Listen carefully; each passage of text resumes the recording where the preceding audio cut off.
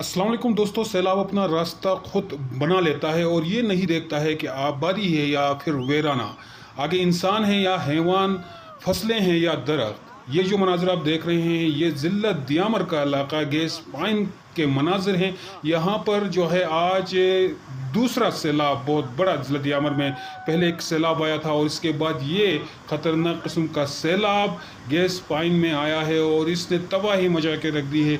यहाँ पे बहुत सारे घर और अमलाक, फसलें जो है सैलाब की जद में आ चुके हैं और एक मस्जिद भी सैलाब की जद में आकर शहीद हो चुकी है। मानसून की बारिशों के बाद गिलगित बल्तिस्तान और आज़ाद कश्मीर में सैलाबों का जो सिलसिला जारी है उसने तबाही मचा के रख दी है। उसके बाद ये जो आगे मनाज़र आप देख रहे हैं ये KKH के मनाज़र हैं और ये KKH आप देख रहे हैं कि किस तरह तबाहाल है। यहाँ पर सैलाब का मलबा पड़ा हुआ है और जो सयाह गिलगित बल्तिस्तान का रुख कर रहे हैं उनसे गुजारिश है कि वो एहतियात से ड्राइविंग करें।